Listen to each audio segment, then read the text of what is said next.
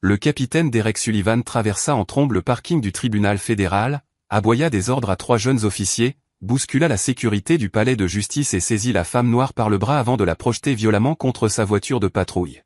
« Vous êtes en état d'arrestation pour entrave à l'action policière », hurla le vétéran de 20 ans de service, appuyant son genou sur son dos tandis qu'elle déclarait calmement, « Capitaine, je suis la juge fédérale Rebecca Washington, et vous devez reculer immédiatement. » L'officier raciste éclata de rire jusqu'à ce qu'elle récitât son numéro de matricule, le nom de son supérieur et l'article exact du statut fédéral qu'il était en train d'enfreindre, des détails que seule une personne investie d'une autorité judiciaire suprême pourrait connaître. Ce que le capitaine Sullivan ne réalisait pas, c'est qu'attaquer la mauvaise personne au mauvais endroit déclencherait des conséquences qu'il n'aurait jamais imaginées.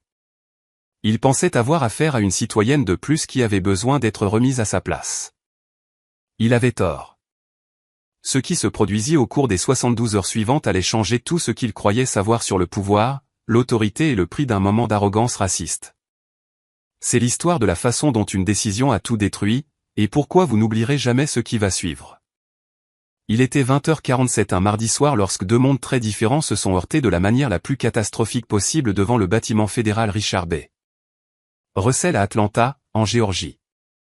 La juge fédérale Rebecca Washington venait de conclure une journée éreintante de 14 heures à présider une complexe affaire fédérale de racket. À 45 ans, elle avait acquis sa réputation comme l'une des juristes les plus respectées du district sud de Géorgie. Elle était connue pour son intellect affûté, son intégrité inébranlable et son calme sous la pression.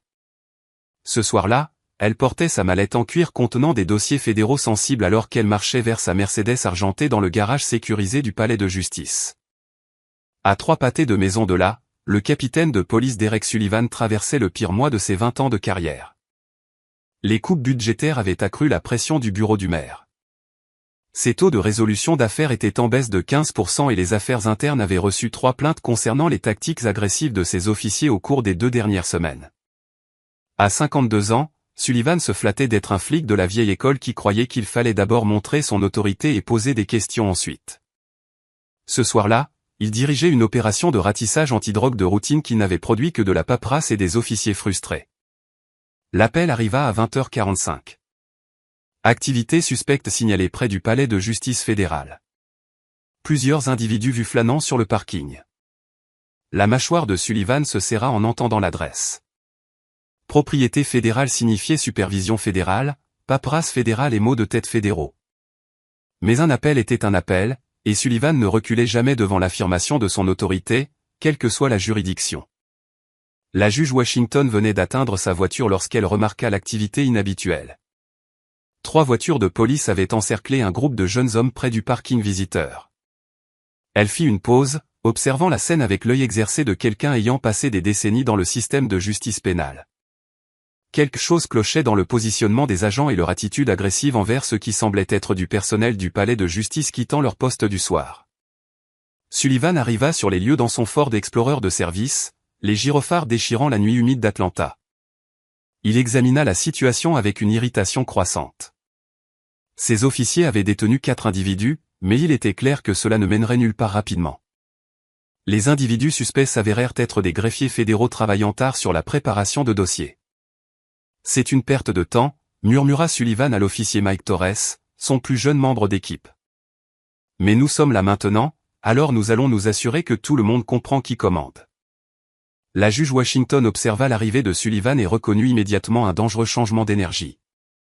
Au cours de ses années sur le banc, elle avait déjà vu ce type d'officier de la force publique, le genre dont l'ego l'emportait sur le jugement, dont le besoin de démontrer l'autorité conduisait souvent à des violations des droits constitutionnels. Alors que Sullivan approchait les employés de la cour détenue, la juge Washington prit une décision qui allait changer leur vie pour toujours.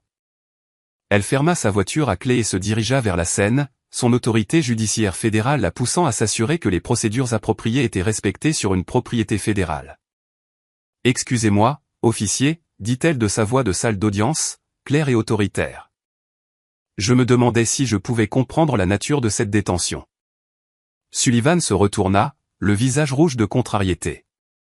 Dans l'éclairage tamisé du parking, il vit une femme noire bien habillée, la quarantaine, portant une mallette, remettant en question son autorité. Chaque préjugé, chaque frustration, chaque once de son ego blessé se cristallisa en pure rage. Mais ce que le capitaine Sullivan ignorait, c'est que la femme qui remettait en question son autorité détenait le pouvoir de déclencher des protocoles fédéraux qui exposeraient tout ce qu'il avait mis 20 ans à construire. Et chaque seconde de ce qui allait suivre était enregistrée par les systèmes de sécurité du palais de justice qui ne cessaient jamais de surveiller. Pour comprendre ce qui s'est passé ensuite, vous devez savoir exactement qui étaient ces deux personnes et pourquoi cette collision particulière était inévitable. La juge Rebecca Washington n'avait pas toujours porté de robe de juge. 20 ans plus tôt, elle avait été avocate des droits civiques à Birmingham, en Alabama, spécialisée dans les affaires de faute policière. Elle avait construit sa carrière méthodiquement, gagnant affaire après affaire contre des services qui se croyaient intouchables. Sa nomination au banc fédéral il y a 5 ans avait été unanimement confirmée, un événement rare dans le climat politique actuel. Ce qui rendait la juge Washington particulièrement dangereuse pour quelqu'un comme le capitaine Sullivan, c'était sa connaissance encyclopédique du droit fédéral des droits civiques. Elle avait mémorisé chaque statut, chaque précédent, chaque exigence procédurale qui régissait les interactions de la police avec les citoyens. Plus important encore, elle comprenait les mécanismes fédéraux qui pouvaient être déclenchés lorsque les agents de la force publique violaient les droits constitutionnels sur une propriété fédérale. Le capitaine Derek Sullivan représentait tout ce contre quoi la juge Washington avait passé sa carrière à se battre. Son dossier personnel, si elle y avait eu accès, aurait révélé un schéma que les affaires internes avaient d'une manière ou d'une autre négligé pendant 2 décennies. Des plaintes pour usage excessif de la force mystérieusement retirées. Des témoignages de témoins soudainement devenus peu fiables. Des preuves qui disparaissaient opportunément. Des règlements versés par la ville qui ne faisaient jamais la une des journaux. Sullivan avait survécu et prospéré au sein du département parce qu'il comprenait comment le système fonctionnait. Il savait quel supérieur cultiver, quel politicien soutenir et quel leader communautaire charmer. Il avait construit un réseau de protection qui lui avait permis d'opérer en toute impunité pendant 20 ans. Mais ce soir, cette protection allait trouver son maître. « Madame, c'est une affaire de police », dit Sullivan, sa voix portant le ton de quelqu'un habitué à une obéissance immédiate. « Je vais avoir besoin que vous reculiez et que vous nous laissiez gérer cette situation. » La juge Washington resta parfaitement immobile, sa mallette à ses côtés, sa posture rayonnant la confiance tranquille de quelqu'un qui avait fait face à des salles d'audience hostiles, des avocats agressifs et des accusés intimidants sans jamais perdre son sang-froid. « Officier, je demande simplement la base légale de cette détention, » répondit-elle, sa voix calme, mais portant un sous-entendu qui aurait dû avertir Sullivan qu'il avait affaire à quelqu'un de bien plus informé qu'il ne le supposait. Les autres officiers, Torres, Jackson et Martinez, commencèrent à sentir que quelque chose changeait. Ils avaient travaillé avec Sullivan assez longtemps pour reconnaître les signes avant-coureurs lorsque son tempérament était sur le point d'exploser. Mais ils remarquèrent aussi quelque chose chez cette femme qui les mettait mal à l'aise. Son vocabulaire, sa posture, son absence totale d'intimidation face à 4 officiers armés. Tout en elle suggérait qu'elle n'était pas celle que Sullivan supposait qu'elle était. Le visage de Sullivan s'assombrit. Dans son esprit, c'était une simple équation. Il était un capitaine de police avec 20 ans d'expérience, et elle était une civile remettant en question son autorité dans la rue. Le fait qu'elle soit une femme noire le rendait encore plus exaspérant. Dans la vision du monde de Sullivan, il y avait une hiérarchie naturelle, et les gens devaient rester à leur place désignée. « Madame, je ne vous le demanderai pas 2 fois, dit Sullivan, s'approchant de la juge Washington. Vous devez vous éloigner tout de suite ou vous allez vous retrouver menotté. Les employés de la cour qui avaient été détenus observaient maintenant cette nouvelle confrontation avec une alarme croissante. Ils reconnaissaient la juge Washington. Elle était l'une des juges les plus expérimentées du bâtiment, mais ils étaient trop loin pour intervenir ou avertir les officiers de leur erreur catastrophique. La juge Washington regarda directement l'insigne de Sullivan, notant son numéro, 2847. Elle observa son étiquette nominative, D. Sullivan. Elle catalogua mentalement les numéros de matricule des 3 autres officiers. Au tribunal fédéral, les détails comptaient, et la juge Washington n'oubliait jamais un détail. « Capitaine Sullivan, dit-elle, utilisant son grade et son nom avec précision, je crois qu'il peut y avoir une confusion de compétences ici. C'est une propriété fédérale, et ce sont apparemment des employés fédéraux. » L'utilisation de son nom et de son grade aurait dû être le premier avertissement de Sullivan. Les civils ne savaient généralement pas lire les insignes de police ni identifier les officiers supérieurs.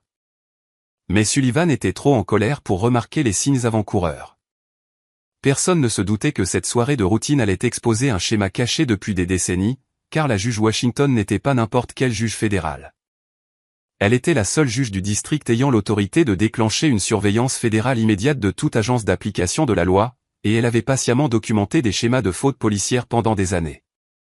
Ce qui se produisit ensuite serait rediffusé sur les chaînes d'information du pays, analysé par des experts juridiques et étudié dans les académies comme un exemple de la façon dont un seul moment de mauvais jugement peut tout détruire.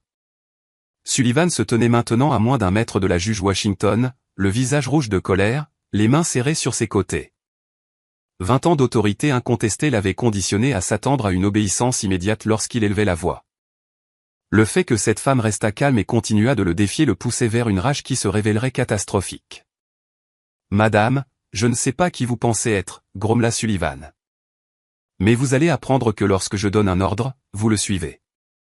Je me fiche de savoir si vous vous prenez pour une avocate ou quoi que ce soit d'autre. » Capitaine Sullivan, l'interrompit la juge Washington, sa voix toujours contrôlée, mais portant maintenant l'autorité indubitable de quelqu'un habitué à contrôler des salles d'audience remplies d'avocats hostiles et de prévenus dangereux.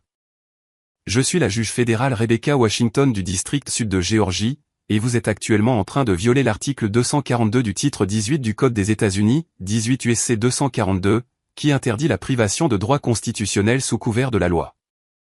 Les mots frappèrent les 3 autres officiers comme un coup physique. L'officier Torres fit même un pas en arrière. La main de l'officier Jackson s'éloigna instinctivement de son arme. L'officier Martinez regarda autour de lui nerveusement, soudain conscient des caméras de sécurité du palais de justice fédéral qui enregistraient sans aucun doute chaque instant de cette interaction.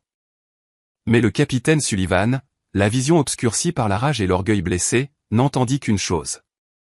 Une femme noire lui disant ce qu'il pouvait et ne pouvait pas faire. « Je me fiche de savoir si vous êtes la reine d'Angleterre, » hurla Sullivan, de la salive s'échappant de ses lèvres. « Vous entravez l'action policière, et vous allez apprendre le respect. » La juge Washington resta immobile, mais son esprit travaillait avec la précision d'un ordinateur judiciaire. Elle cataloguait mentalement chaque violation de procédure, chaque transgression constitutionnelle, chaque statut fédéral qui était enfreint en temps réel. Plus important encore, elle était parfaitement consciente que tout ce qui se passait était enregistré par de multiples systèmes de sécurité fédéraux qui préserveraient cette preuve pour toujours. La transformation chez les autres officiers était visible. Ils étaient passés de professionnels de l'application de la loi confiants à des hommes qui réalisaient soudain qu'ils pourraient être témoins de la fin de leur carrière. L'officier Torres, qui n'était au département que depuis 8 mois, semblait sur le point de vomir. « Capitaine, » dit Torres doucement. « Peut-être devrions-nous nous taire, Torres, » répliqua Sullivan. « Cette femme pense qu'elle peut venir ici et nous dire comment faire notre travail. Elle est sur le point d'apprendre différemment. » La juge Washington pouvait voir la trajectoire de ce qui était sur le point de se produire. Elle avait passé des décennies dans les salles d'audience à regarder des gens prendre des décisions qui détruiraient leur vie. Elle avait vu des accusés avouer des crimes qu'ils n'avaient pas commis, des avocats saboter leurs propres affaires, et des procureurs abuser de leur pouvoir de manière à invalider des années d'enquête. Mais elle n'avait jamais vu quelqu'un sur le point de commettre un suicide professionnel aussi complet et avec une telle détermination. « Capitaine Sullivan, » dit-elle, tentant une dernière fois d'empêcher la catastrophe qu'elle voyait venir. « Je vous conseille vivement de contacter votre supérieur avant que cette situation ne dégénère davantage. » Sullivan entendit ces mots comme le défi ultime à son autorité. Dans sa logique tordue, reculer maintenant représenterait une défaite dont il ne pourrait jamais se remettre. Les autres officiers regardaient. Le palais de justice fédéral était en arrière-plan. Cette femme remettait en question non seulement son jugement, mais son droit même de porter l'insigne. Il prit sa décision. Sullivan s'avança, saisit la juge Washington par le bras gauche et la poussa en arrière contre sa voiture de patrouille avec suffisamment de force pour faire tomber sa mallette, éparpillant des documents juridiques sur l'asphalte. « Vous êtes en état d'arrestation pour entrave à l'action policière », hurla-t-il, appuyant son genou sur son dos tout en tendant la main vers ses menottes. Le son de la mallette de la juge Washington heurtant le sol résonna sur le parking comme un coup de feu. Des dossiers d'affaires fédérales se dispersèrent dans la brise humide d'Atlanta. Et à ce moment, le capitaine Derek Sullivan franchit une ligne qui déclencherait des conséquences qu'il ne pouvait même pas imaginer. Quand les autres officiers réalisèrent qui le capitaine Sullivan venait d'agresser, leurs visages devinrent pâles. Parce qu'agresser un juge fédéral n'est pas seulement une agression.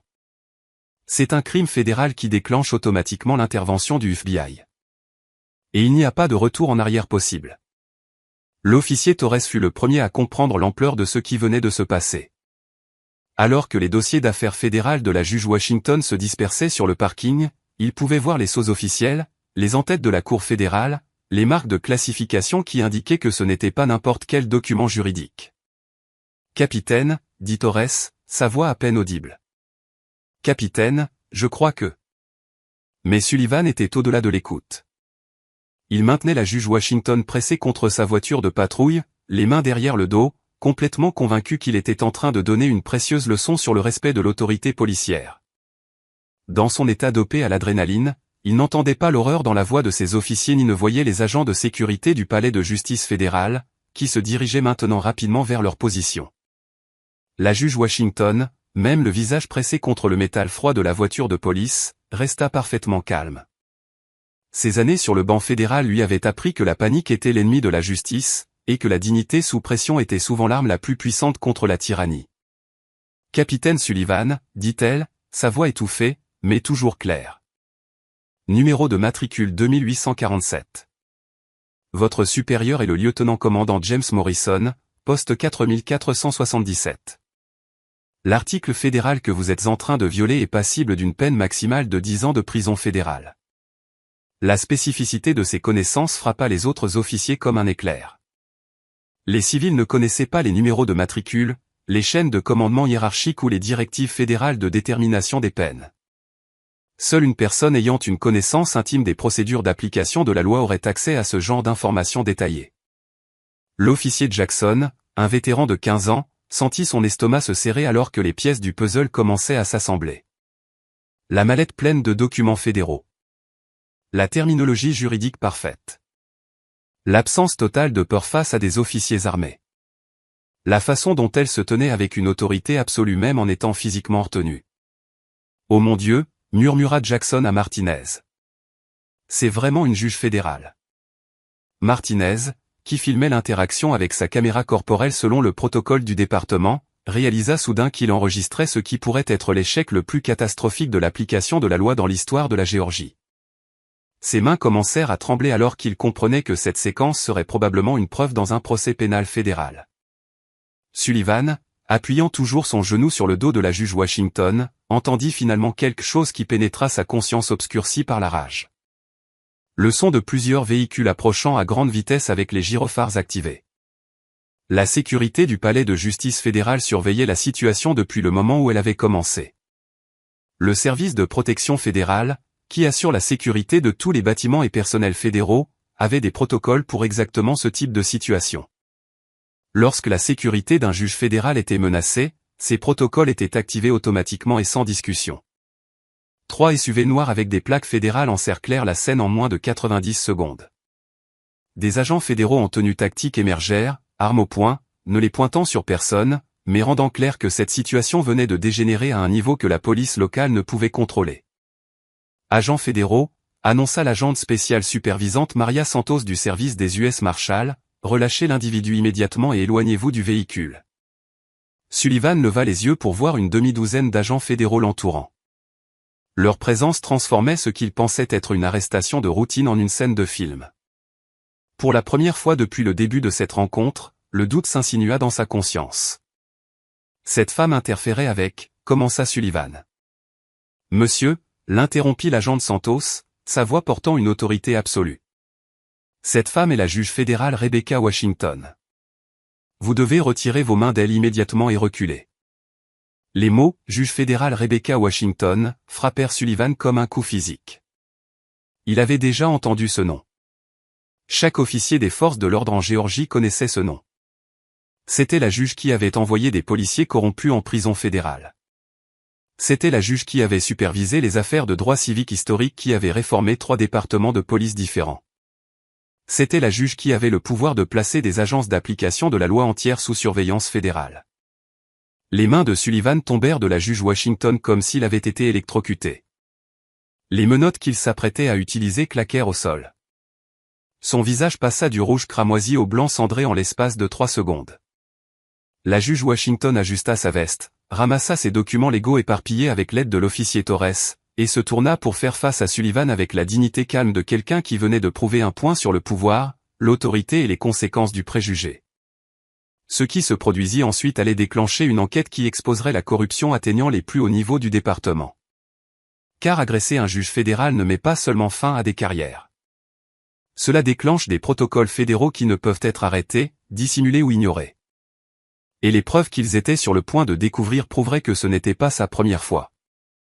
Dans les 6 minutes suivant l'identification de la juge Washington par l'agent Santos, une série de protocoles fédéraux commença à s'activer, impliquant finalement 4 agences fédérales différentes, le bureau du procureur des États-Unis et la division des droits civiques du département de la justice. Le protocole EPC 2847 du service de protection fédérale exigeait une notification immédiate de toute menace envers le personnel judiciaire fédéral. Le protocole USMS 1847 du service des US Marshals exigeait une enquête complète sur toute agression physique contre un juge fédéral. Le protocole FBI CR2C 847 déclenchait un examen automatique des violations des droits civiques pour tout usage de la force contre des fonctionnaires fédéraux par les forces de l'ordre locales. Le capitaine Sullivan resta figé alors qu'il voyait sa carrière se désintégrer en temps réel. La juge Washington, maintenant entourée d'agents fédéraux qui la traitaient avec la déférence due à sa position, commença le processus qui allait finalement mener à sa destruction. « Agent Santos », dit la juge Washington, sa voix retrouvant son ton judiciaire normal. « J'aurais besoin qu'un rapport d'incident numéro FBI 2847 ATL soit déposé dans l'heure. » Le capitaine Sullivan a violé l'article 242 du titre 18, l'article 245 du titre 18 et potentiellement l'article 1983 du titre 42 du Code des États-Unis. J'aurai également besoin des preuves vidéo sécurisées des caméras du palais de justice 7, 12 et 15, qui ont une couverture superposée de tout cet incident. Sullivan regarda avec une horreur croissante la juge Washington démontrer l'étendue de son pouvoir. Elle ne se contentait pas de réciter la loi.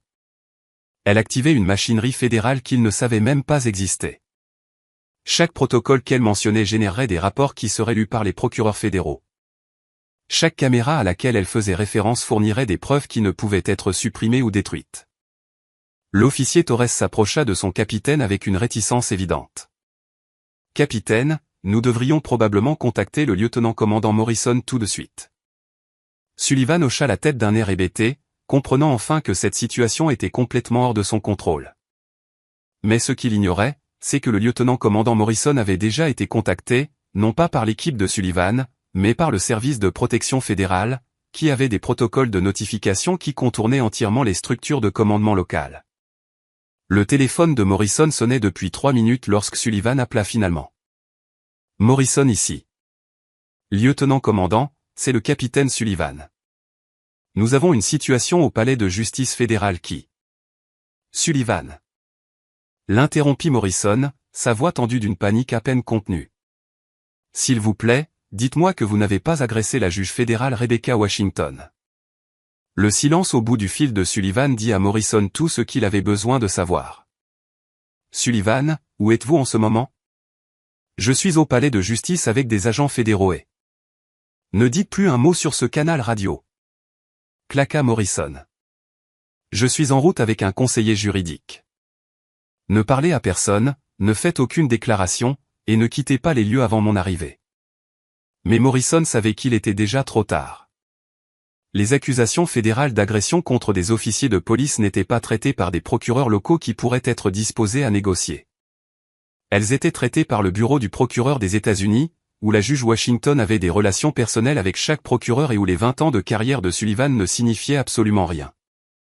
La juge Washington parlait maintenant doucement avec l'agent Santos, fournissant un compte-rendu détaillé de l'incident qui allait devenir la base des accusations fédérales. Sa mémoire des détails était légendaire dans les milieux juridiques. Elle pouvait se souvenir de conversations mot pour mot des années après qu'elles se soient produites, et sa crédibilité auprès des procureurs fédéraux était absolue. « Agent Santos », dit la juge Washington, « vous devriez savoir que le capitaine Sullivan a affiché un schéma de comportement qui suggère que ce n'était pas un incident isolé. Sa supposition immédiate que j'étais juste une autre civile qui devait être remise à sa place indique un biais systématique et des problèmes de formation au sein du département. » Ces mots, biais systématique et problème de formation, était un code fédéral pour le type d'enquête qui pourrait placer des départements de police entiers sous surveillance fédérale. Sullivan, debout à 6 mètres de là, pouvait entendre suffisamment de la conversation pour comprendre que la juge Washington ne se contentait pas de déposer des accusations contre lui personnellement. Elle déclenchait un examen complet de tout son département. L'officier Martinez enregistrait toujours tout avec sa caméra corporelle. Mais maintenant, il comprenait que cette séquence ne serait pas seulement une preuve dans l'affaire Sullivan. Ce serait une preuve dans une enquête fédérale sur les pratiques systémiques qui pourraient durer des années et entraîner des réformes ordonnées par le tribunal pour l'ensemble des forces de police. Les autres officiers, Torres, Jackson et Martinez, commençaient à réaliser que leur propre carrière pourrait être en péril simplement pour avoir été présents lors de cet incident catastrophique. Les enquêteurs fédéraux les interrogeraient séparément, examineraient leurs dossiers individuels et détermineraient s'ils avaient permis ou participé au schéma de faute de Sullivan. Mais ce qu'ils ignoraient, c'est que tout était enregistré, non seulement par la sécurité du palais de justice, mais par des systèmes de surveillance fédéraux qui capturent chaque interaction sur une propriété fédérale. Et ces enregistrements ne peuvent jamais être supprimés ou dissimulés. Le lieutenant-commandant James Morrison arriva au palais de justice fédéral avec le conseiller juridique du département, l'avocat David Richardson, s'attendant à gérer une plainte relativement routinière pour usage excessif de la force. Ce qu'ils trouvèrent à la place, c'était une scène de crime fédéral avec des techniciens de preuve photographiant des traces de dérapage sur le pavé et des agents recueillant les documents légaux éparpillés de la juge Washington comme preuve. Morrison connaissait Sullivan depuis 15 ans. Ils avaient gravi les échelons ensemble, s'étaient couverts mutuellement lors des enquêtes des affaires internes, et partageaient une compréhension sur la façon de gérer les plaintes problématiques de la communauté. Mais en voyant Sullivan debout à côté de sa voiture de patrouille avec des agents fédéraux documentant chaque centimètre de la scène, Morrison réalisa que leur réseau de protection allait être mis à l'épreuve comme jamais auparavant. « Capitaine Sullivan », dit Morrison prudemment, conscient que des agents fédéraux enregistraient chaque mot. « Vous êtes relevé de vos fonctions en attendant l'enquête. Richardson s'occupera de toutes les communications à partir de maintenant. » L'avocat Richardson transpirait malgré la fraîcheur de l'air du soir. Il était spécialisé dans la défense contre les fautes policières, mais son expérience était entièrement avec des procureurs locaux qui pourraient être disposés à négocier. Les accusations fédérales étaient un monde complètement différent, un monde où les considérations politiques et les relations professionnelles ne signifiaient rien et où les preuves soutenaient ou non les accusations. « Votre honneur », Richardson s'approcha de la juge Washington avec une réticence évidente. « Je suis David Richardson, représentant le capitaine Sullivan. J'espérais que nous pourrions discuter. » Monsieur Richardson, l'interrompit la juge Washington. C'est maintenant une affaire pénale fédérale. Toutes les communications doivent passer par le bureau du procureur des États-Unis. Le visage de Richardson devint pâle. Affaire pénale fédérale signifiait enquête du FBI, grand jury fédéral et peine de prison fédérale potentielle. Cela signifiait que l'affaire Sullivan serait traitée par des procureurs fédéraux spécialisés dans les violations des droits civiques et qui considéraient les fautes policières comme un domaine prioritaire de poursuite.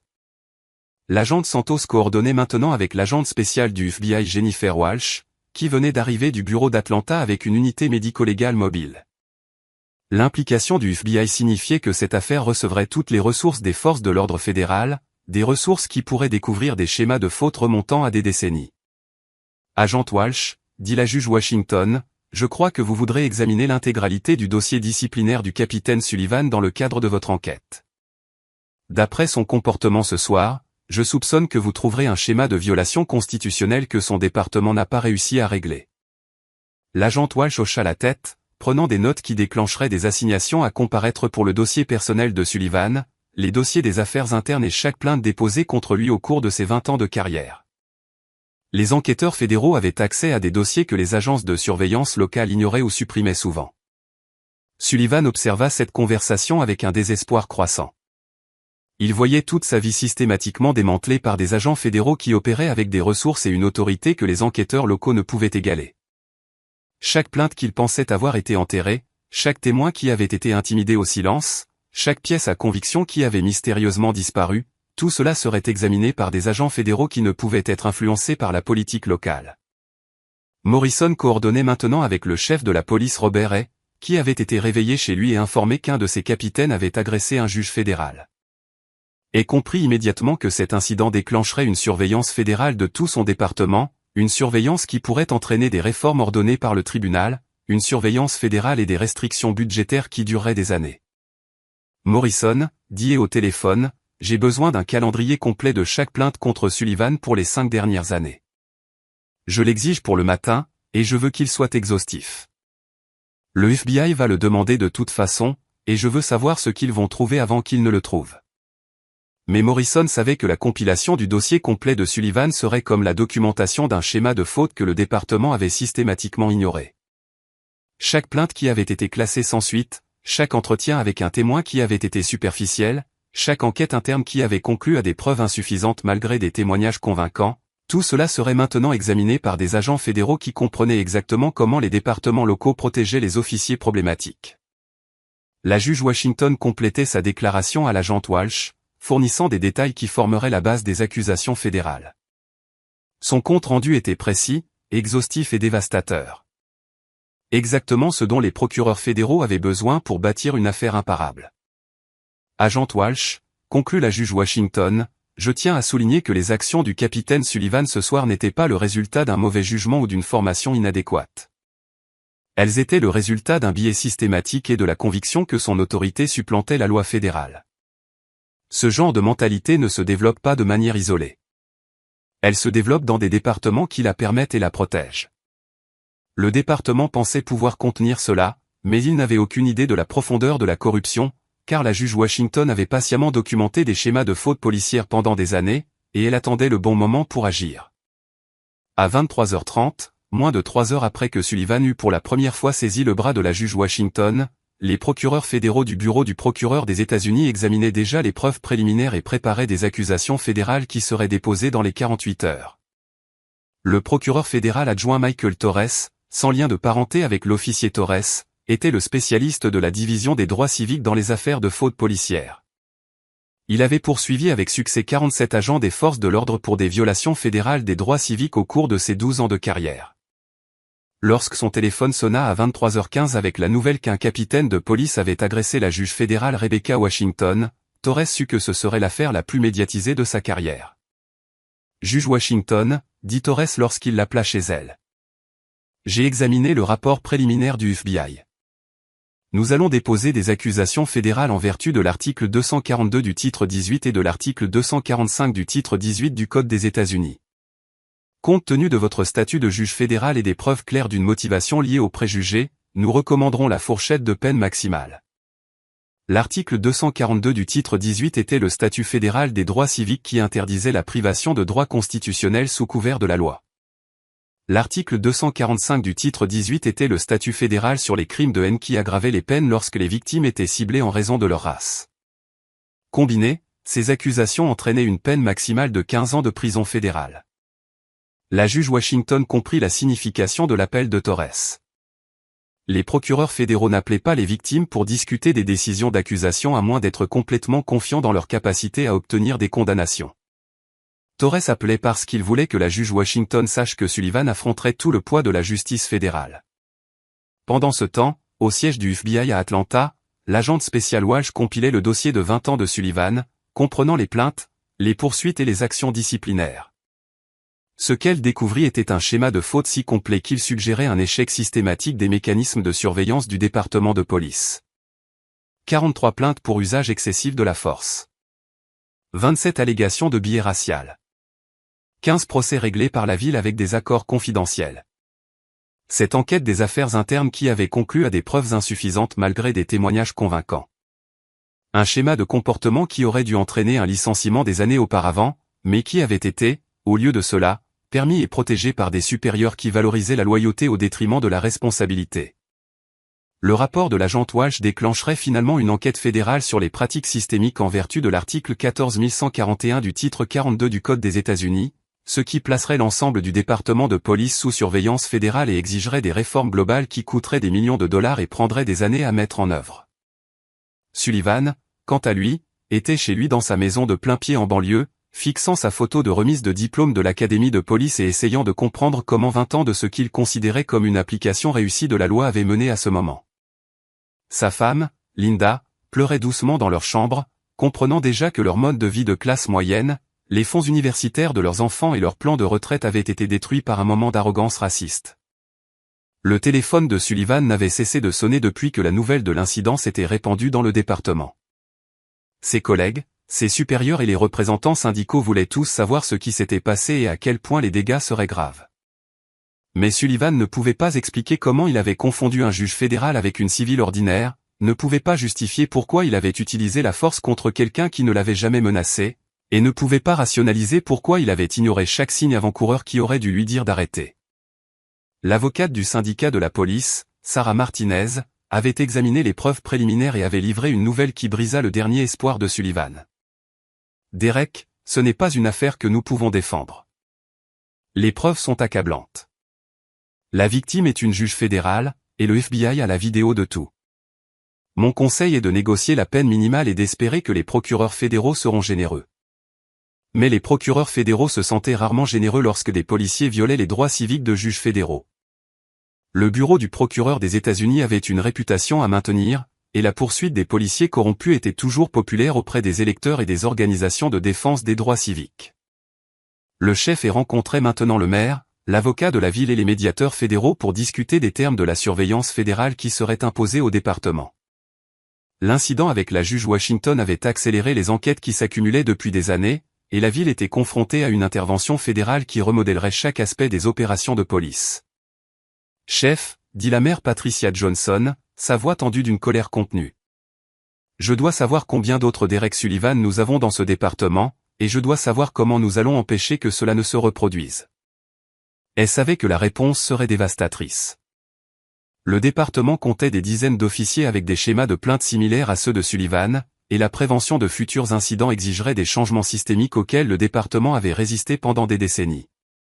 Ce que l'enquête fédérale a découvert a choqué toute la nation. Car la carrière de 20 ans du capitaine Sullivan n'était pas basée sur un bon travail policier, elle était basée sur l'intimidation, les dissimulations et un département qui le protégeait à chaque tournant.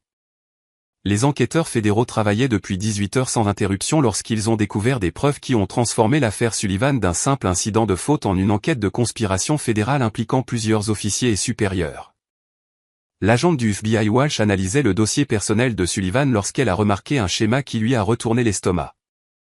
Chaque plainte contre Sullivan avait été enquêtée par le même détective des affaires internes, le lieutenant Michael Foster. Chaque enquête avait conclu à des preuves insuffisantes. Chaque témoin était mystérieusement devenu indisponible ou peu fiable pendant le processus d'enquête.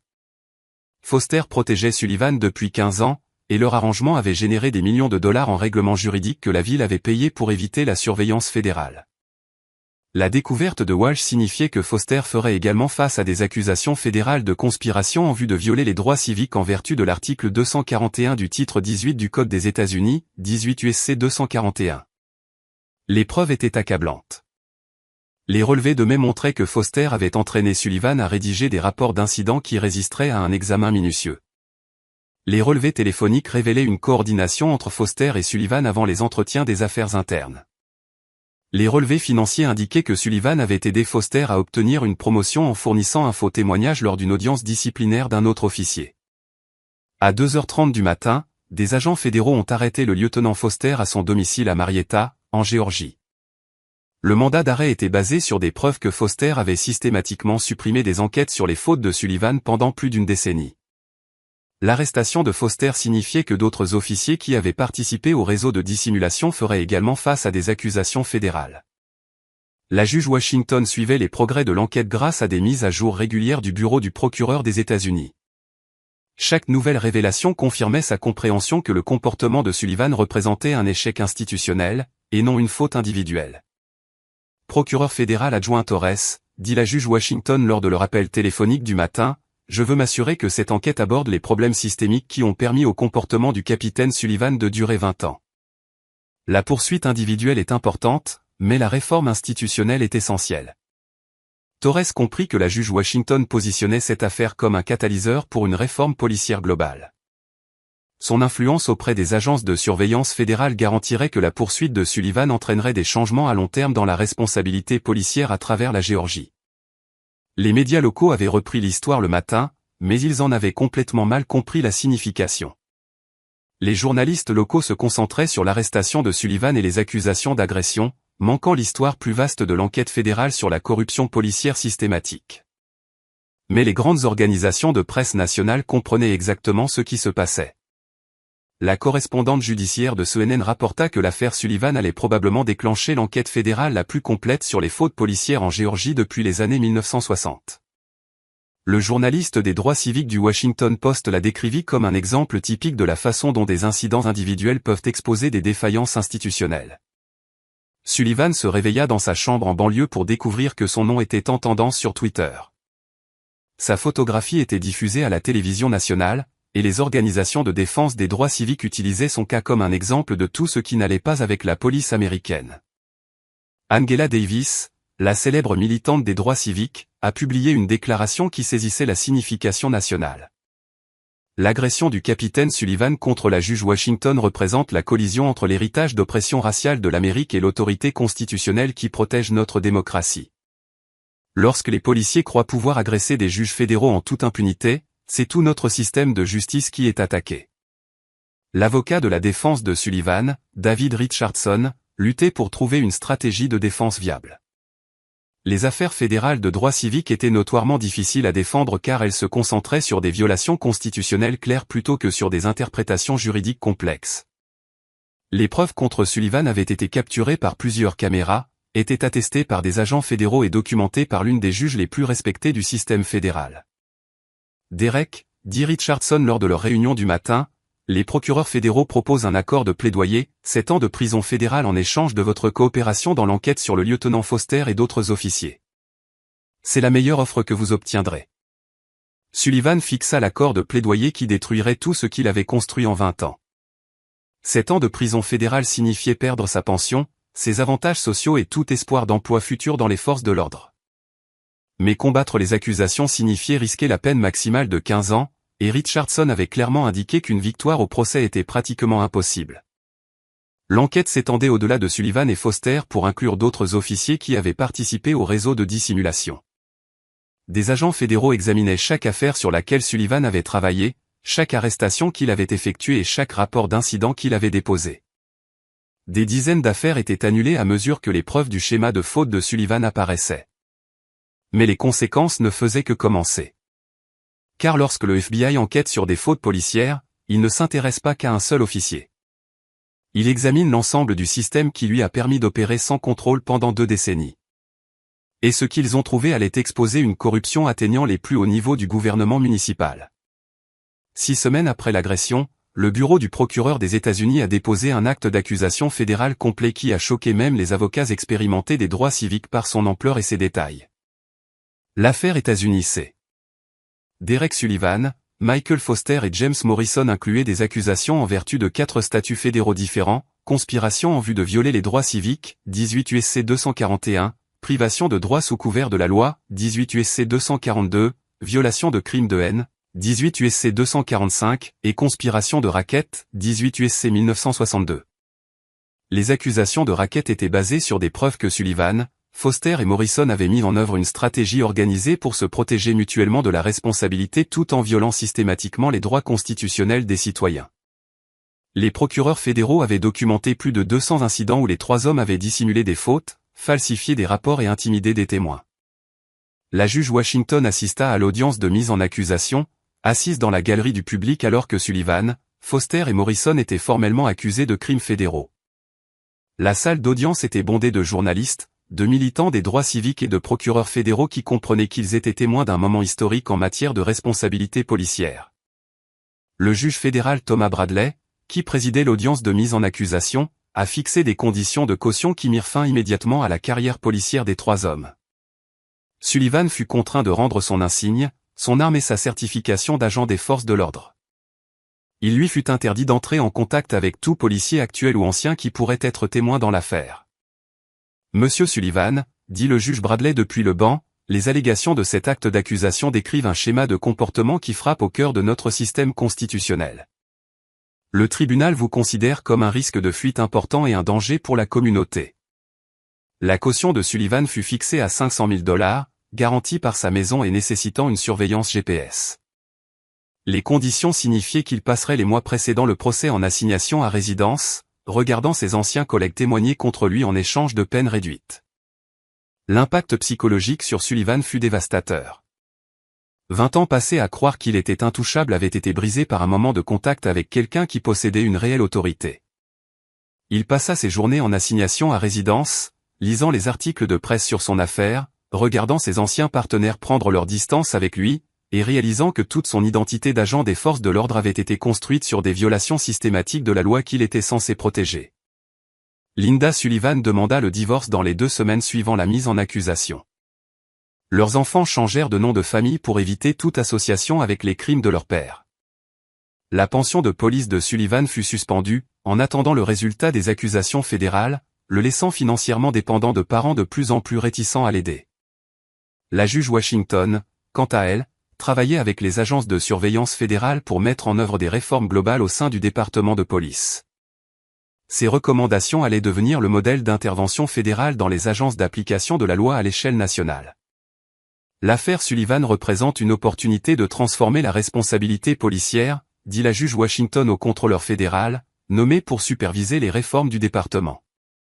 Nous devons nous assurer que ce type de fautes systématiques ne reçoivent plus jamais de protection institutionnelle. Les réformes préconisées par la juge Washington étaient révolutionnaires. Caméras corporelles obligatoires pour tous les officiers, surveillance indépendante des plaintes pour usage excessif de la force, examen fédéral de tous les incidents d'usage de la force et licenciement automatique des officiers présentant des schémas de faute. Ces changements coûteraient des millions de dollars à la ville, mais empêcheraient de futurs Derek Sullivan d'opérer en toute impunité.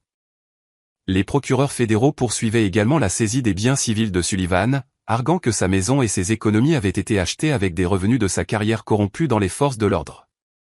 L'action de saisie signifiait que même si Sullivan évitait d'une manière ou d'une autre la prison, il perdrait tout ce qu'il avait accumulé en 20 ans. La communauté nationale des droits civiques suivait l'affaire Sullivan comme un test de l'engagement fédéral envers la responsabilité policière. Des organisations comme la NAACP, l'Union américaine pour les libertés civiles et le Southern Poverty Law Center ont déposé des mémoires d'amicus curiae soutenant des peines maximales et des réformes globales. Le révérend Al Sharpton a publié une déclaration qui saisissait la signification plus large. Derek Sullivan pensait pouvoir agresser un juge fédéral parce qu'il avait passé 20 ans à agresser des citoyens sans conséquence. La poursuite fédérale est le seul moyen de briser le cycle de l'impunité policière qui a protégé des officiers comme Sullivan pendant des générations. Mais les conséquences ne faisaient que commencer. Car perdre son emploi n'était que le début. Le capitaine Sullivan était sur le point de faire face à des accusations pénales fédérales qui entraînaient un minimum de 10 ans de prison. Et la juge Washington avait un dernier coup pour s'assurer qu'il ne pourrait plus jamais blesser personne. L'enquête fédérale sur les pratiques systémiques déclenchées par l'agression de Sullivan avait mis au jour des preuves de corruption si étendues que le département de la justice a placé l'ensemble des forces de police sous surveillance fédérale, seulement la 4e fois dans l'histoire des États-Unis qu'une telle mesure drastique avait été prise. Le contrôleur fédéral Dr Sarah Chen, ancienne procureure fédérale spécialisée dans la réforme policière, a été nommée pour superviser des changements complets qui allaient remodeler chaque aspect des opérations des forces de l'ordre. Son mandat incluait une restructuration complète des affaires internes, la mise en œuvre de mécanismes de surveillance communautaire et un examen fédéral de toutes les décisions d'embauche et de promotion. Les preuves découvertes dans l'enquête Sullivan révèlent un échec institutionnel à tous les niveaux, a annoncé le Dr Chen lors de sa première réunion publique. Ce département a systématiquement protégé les officiers qui violaient les droits constitutionnels des citoyens tout en exerçant des représailles contre les officiers qui tentaient de signaler des fautes. Le coût financier de la surveillance fédérale était stupéfiant. La ville était tenue de payer l'équipe de contrôleurs fédéraux du Dr Chen, de mettre en œuvre de nouveaux programmes de formation pour tous les officiers, de moderniser les systèmes technologiques pour garantir la responsabilité, et de régler des centaines de poursuites pour droits civiques qui avaient été déposées à mesure que l'étendue de la corruption du département devenait claire. La maire Patricia Johnson fit face à une crise budgétaire qui menaçait les services municipaux alors que des millions de dollars étaient réorientés pour se conformer aux exigences de la surveillance fédérale. Les conséquences politiques furent rapides. 3 membres du conseil municipal qui avaient soutenu la résistance du département de police à la réforme furent révoqués par des électeurs qui exigeaient des comptes. La juge Washington fut nommée au comité consultatif fédéral sur la réforme de la police, un poste qui lui conféra une influence nationale sur les politiques de responsabilité des forces de l'ordre. Son expérience avec l'affaire Sullivan fit d'elle une experte de premier plan sur la façon dont la surveillance fédérale pouvait transformer les départements de police corrompus.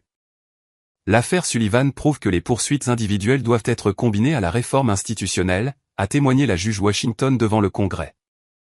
Nous ne pouvons pas simplement arrêter des officiers corrompus. Nous devons démanteler les systèmes qui protègent et permettent leur corruption. Son témoignage au Congrès a conduit à la loi fédérale sur la responsabilité policière, une législation qui exigerait de toutes les agences d'application de la loi recevant un financement fédéral qu'elles mettent en œuvre des mécanismes de surveillance similaires à ceux développés en réponse au crime de Sullivan. Les anciens collègues de Sullivan coopéraient avec les enquêteurs fédéraux en échange de peines réduites, fournissant des preuves de corruption qui atteignaient les plus hauts niveaux du gouvernement municipal. L'enquête s'est étendue pour inclure des membres du conseil municipal qui avaient bloqué la réforme de la police, des procureurs qui avaient refusé de déposer des accusations contre des officiers problématiques, et des juges qui avaient rejeté des affaires sur la base de pression du parquet plutôt que de preuves.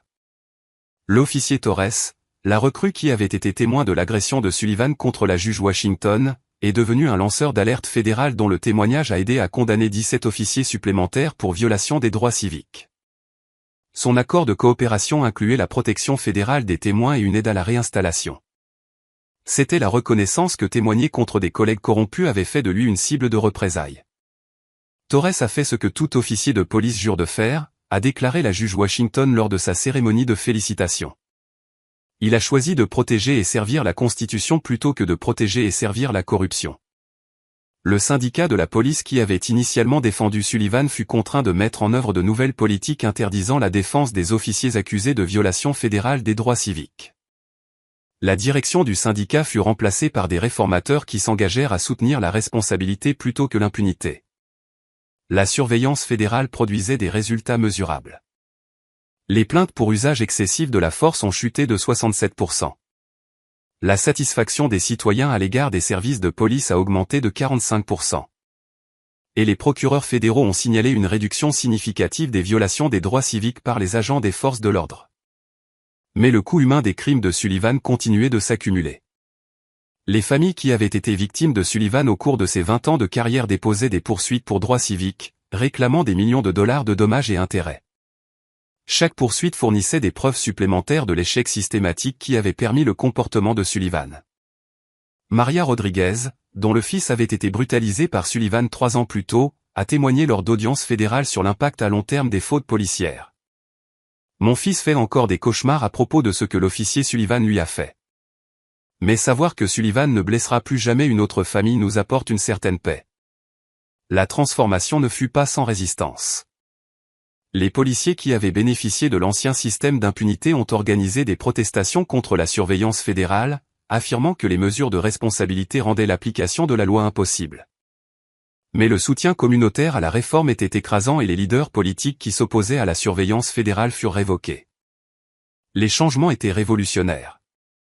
Mais le jugement personnel du capitaine Sullivan était encore à venir, car la juge Washington avait un dernier coup pour s'assurer qu'il ne pourrait plus jamais blesser personne.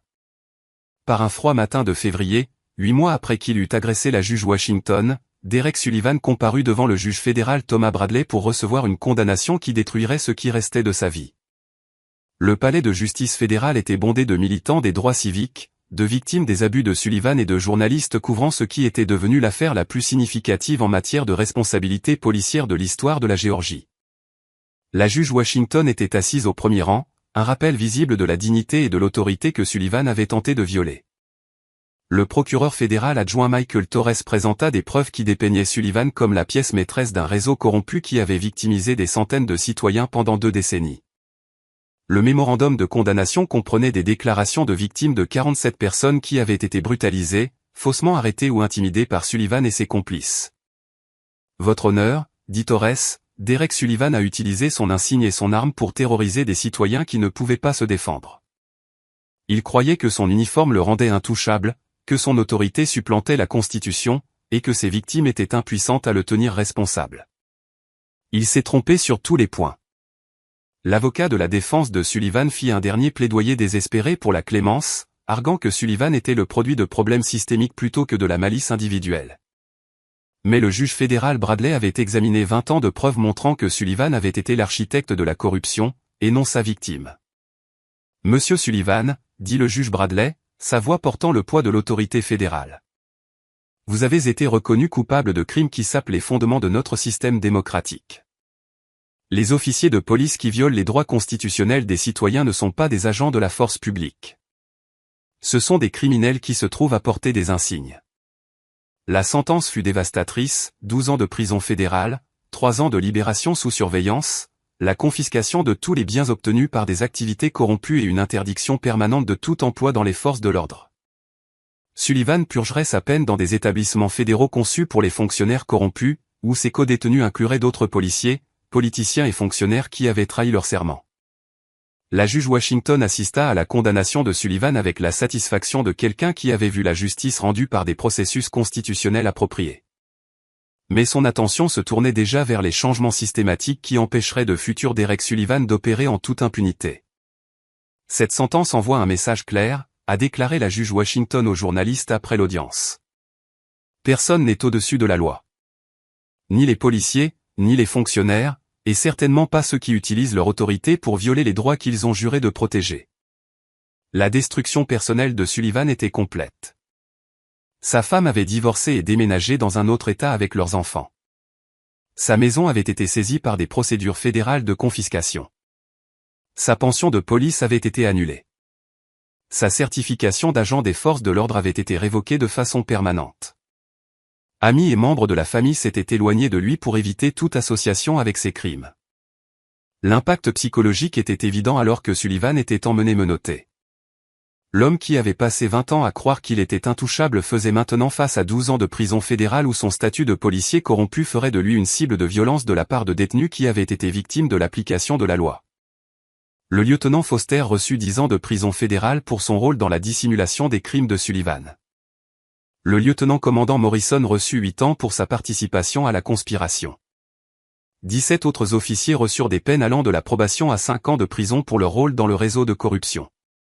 L'enquête fédérale avait finalement abouti à la poursuite de 23 agents des forces de l'ordre, la plus grande affaire de corruption policière de l'histoire de la Géorgie. Bien que le coût financier pour la ville ait dépassé les 50 millions de dollars en dépenses de surveillance fédérale, en règlement de droits civiques et en mise en œuvre de réformes, le rôle de la juge Washington dans l'exposition de cette corruption lui a valu une reconnaissance nationale en tant que championne de la responsabilité policière. Elle a reçu le prix des droits civiques de la NAACP, le prix de la justice de l'Union américaine pour les libertés civiles, et a figuré en couverture du magazine Time comme l'une des personnes les plus influentes luttant contre la corruption gouvernementale. Mais pour la juge Washington, la vraie victoire n'était pas les prix ou la reconnaissance. C'était la certitude que des réformes systématiques protégeraient les futures victimes de ce qu'elle avait enduré sur ce parking du palais de justice. La surveillance fédérale du département de police se poursuivrait pendant 5 ans, garantissant que les changements seraient permanents plutôt que temporaires.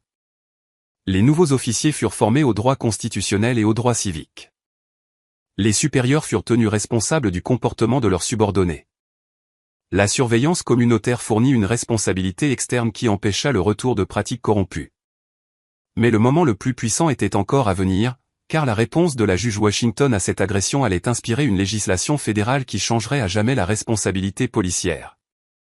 1 an après que l'agression de Derek Sullivan ait déclenché la plus grande réforme policière de l'histoire de la Géorgie, la juge Washington comparut devant la commission judiciaire du Sénat des États-Unis pour témoigner sur une législation qui allait transformer la responsabilité policière à l'échelle nationale.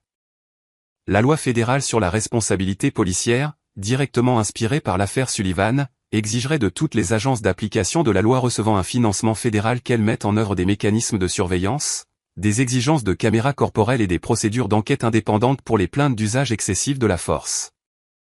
La législation représentait la réforme policière la plus complète de l'histoire américaine. Sénateur, a témoigné la juge Washington. L'agression de ma dignité par Derek Sullivan fut aussi une agression contre les principes constitutionnels qui régissent notre démocratie. Mais son crime est devenu une opportunité de démontrer que notre système de justice, lorsqu'il est correctement appliqué, peut tenir les plus puissants pour responsables et protéger même les plus vulnérables. La salle du comité était silencieuse alors que la juge Washington décrivait la corruption systématique qui avait protégé Sullivan pendant 20 ans et l'intervention fédérale qui avait finalement rendu justice. Son témoignage fut diffusé en direct à la télévision nationale, regardé par des millions d'Américains qui comprenaient qu'ils étaient témoins d'un moment historique en matière de droits civiques. La sénatrice Elizabeth Warren posa la question qui saisissait la signification nationale. Juge Washington, que se serait-il passé si vous aviez été une citoyenne ordinaire plutôt qu'une juge fédérale lorsque le capitaine Sullivan vous a agressé? La réponse de la juge Washington fut dévastatrice par sa simplicité. Sénatrice, Derek Sullivan avait agressé des citoyens ordinaires pendant 20 ans sans en subir les conséquences. La seule différence fut que j'avais l'autorité de déclencher une intervention fédérale et la connaissance pour m'assurer que cette intervention soit efficace. Cet échange devint le moment décisif des auditions, cristallisant la compréhension du public que la responsabilité policière exigeait une surveillance externe plutôt qu'une enquête interne. La loi fédérale sur la responsabilité policière fut votée par le Sénat par un vote de 78 contre 22, avec un soutien bipartisan qui reflétait le consensus national sur la nécessité d'une réforme. Le président Biden promulgua la législation 6 mois plus tard, la juge Washington se tenant à ses côtés alors qu'il utilisait plusieurs stylos pour s'assurer que des morceaux de la signature puissent être distribués aux organisations de défense des droits civiques à travers le pays. Cette loi garantit que ce qui est arrivé à la juge Washington et ce que Derek Sullivan a fait à des centaines de victimes pendant 20 ans ne pourra plus jamais bénéficier d'une protection institutionnelle, a déclaré le président Biden lors de la cérémonie de signature. L'affaire Sullivan était devenue un modèle d'intervention fédérale dans les agences d'application de la loi corrompues. Le département de la justice utilisa ce précédent pour placer 12 départements de police supplémentaires sous surveillance fédérale, appliquant les mêmes réformes complètes qui avaient transformé le département de Sullivan. Derek Sullivan purgeait sa peine fédérale à l'établissement correctionnel fédéral de Coleman, en Floride, un établissement de moyenne sécurité qui hébergeait des fonctionnaires corrompus. Les dossiers pénitentiaires indiquaient qu'il avait été attaqué 2 fois par des détenus qui avaient été victimes de policiers, confirmant les dangers auxquels sont confrontés les agents des forces de l'ordre devenus prisonniers fédéraux. Ces appels avaient été rejetés par tous les tribunaux, y compris la Cour suprême, qui refusa d'examiner son affaire. Les experts juridiques ont noté que la condamnation de Sullivan était si évidente et les preuves si accablantes qu'aucune cour d'appel n'était disposée à remettre en question la gestion de l'affaire par les procureurs fédéraux. La juge Washington poursuivit inlassablement son œuvre sur la réforme policière, utilisant son rôle au sein du comité consultatif fédéral pour impulser des changements profonds. Elle contribua à instaurer des mécanismes de responsabilité destinés à empêcher qu'un autre Derek Sullivan ne puisse jamais agir en toute impunité. Ces recommandations commencèrent à se concrétiser dans les agences d'application de la loi à travers tout le pays, insufflant un souffle nouveau dans un système longtemps miné par l'abus de pouvoir. Les règlements financiers obtenus par les victimes de Sullivan atteignirent plus de 30 millions de dollars, une somme astronomique payée par la ville aux moyens de police d'assurance devenue presque intenable en raison des fautes systémiques accumulées. Cette crise de l'assurance, inédite, força les autorités à engager de nouvelles réformes, car désormais, les compagnies refusaient de couvrir les agences de police sans garantie stricte de responsabilité et de transparence. Maria Rodriguez, mère d'un fils brutalement agressé par Sullivan, prit la parole lors de la cérémonie de signature de la loi fédérale sur la responsabilité policière. Sa voix, à la fois tremblante d'émotion et ferme de conviction, résonna dans la salle. La juge Washington nous a montré que la dignité et le courage peuvent triompher de la haine et de la corruption. Grâce à sa force, mon fils grandira dans un monde où les policiers sauront qu'ils seront tenus responsables de chacun de leurs actes. Le changement se lisait désormais dans les statistiques de la criminalité, dans les liens entre la police et les citoyens, et jusque dans l'attitude des agents. Le département qui autrefois protégeait Derek Sullivan était devenu un modèle national d'application loyale et constitutionnelle de la loi, affichant un niveau de confiance communautaire jamais atteint dans la région. Lors de sa dernière intervention devant le Sénat, la juge Washington exprima avec gravité la portée durable de son affrontement avec Derek Sullivan, ce qui avait commencé comme une agression raciste de la part d'un homme est devenu un catalyseur de transformation constitutionnelle. Nous avons prouvé que notre système de justice, lorsqu'il est appliqué avec rigueur et équité, peut protéger les plus vulnérables, tenir les puissants pour responsables et garantir que l'insigne et l'uniforme servent la Constitution, plutôt que de corrompre ceux qui les portent. Ainsi, un moment d'agression raciste dirigé contre une juge fédérale avait mis fin à une carrière de 20 ans, mis en lumière une corruption enracinée, déclenché une réforme de fond et prouvé qu'en Amérique, personne, absolument personne, n'est au-dessus de la loi. Derek Sullivan pensait pouvoir humilier et briser la juge Washington en toute impunité. Au lieu de cela, il découvrit que certains détiennent une force qu'il n'avait jamais soupçonnée, et que le manque de respect envers ces personnes entraîne des conséquences qui marquent une vie entière. Merci à tous ceux qui ont inscrit les mots « respect »,« justice » ou « inspiré » dans les commentaires. Votre engagement montre que les récits de dignité et de responsabilité comptent, qu'ils éveillent les consciences et nourrissent l'espoir. Si cette histoire vous a touché, Abonnez-vous pour découvrir d'autres témoignages saisissants où le courage triomphe de la corruption. Et souvenez-vous, jusqu'à la prochaine fois, personne n'est au-dessus de la loi.